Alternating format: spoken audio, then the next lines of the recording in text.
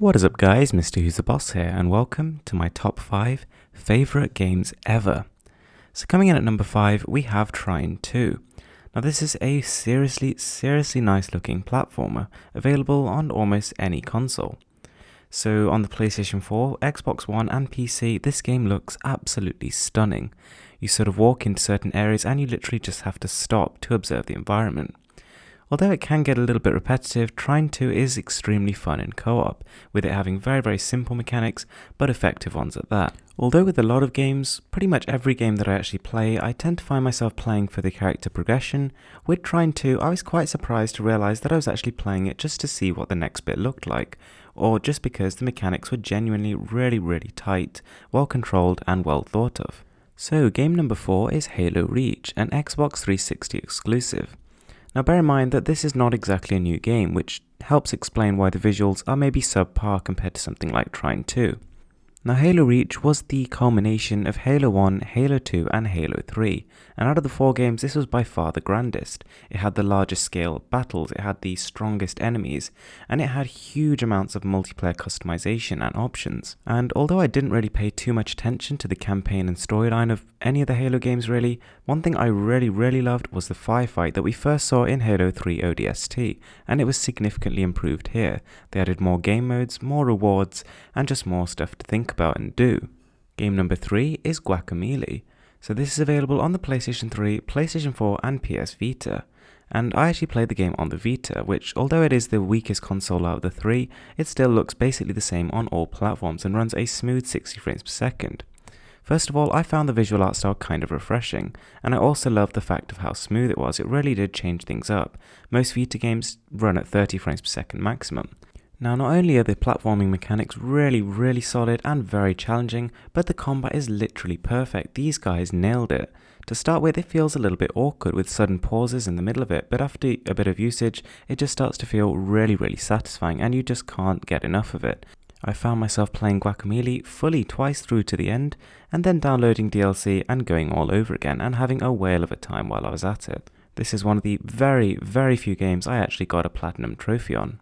So the next game is Borderlands, and there is nothing quite like this. I loved all 3 games in the series, number 1, number 2 and the pre-sequel. They're all incredible games. There's something very unique. These are the first games to actually combine an RPG style character building sort of idea with a first person shooter, and it was so incredibly effective. Being a really big fan of both genres, having them combined was just an awesome thing to see. Also, the graphics are very nice. It was one of the best looking Xbox 360 games when I actually played it, it was a good 5-6 years ago now.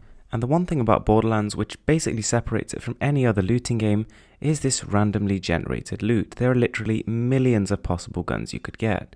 And in the current games, Borderlands 2, Borderlands the pre-sequel, they quote trillions. And this game is literally all about loot. There is so much to obtain. You gain experience for killing enemies, you can get new shield mods, new grenade mods, you can gain proficiency in weapons you specialize in, you get skill points.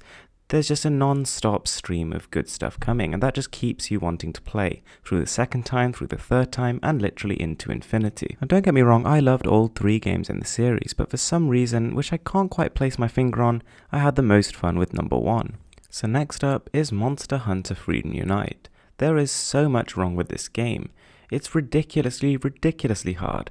It doesn't exactly look too great, the controls are a total nightmare. But for some reason, this is the best game I have ever played. I've sunk 2, maybe 3 times more hours into this game than basically anything else I've played. Monster Hunter is basically regarded as one of the most difficult series of games ever made, and among those games, this is probably the hardest. So you can imagine you going into a quest to hunt this huge towering beast on your own or with a friend. It's actually even better with friends, and you hunt it down using all this loot that you've crafted and this armor that you've made.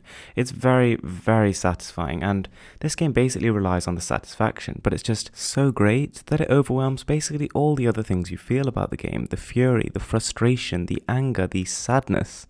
Also, this game is long, and by that I'm not talking sort of 10 hours that you see on most sort of action games.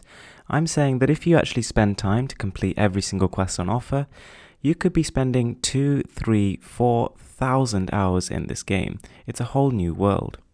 And even though to an outsider, a hunt like this might seem monotonous, when there's so much at stake and in the sort of heat of battle, you literally forget that time is happening. All you think about is how to avoid their next attack, or how to damage this limb or chop off that tail.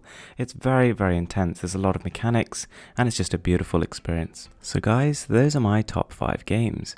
Let me know what yours are in the comments below. Thanks for watching, and if you enjoyed this video, I would really appreciate it if you subscribed.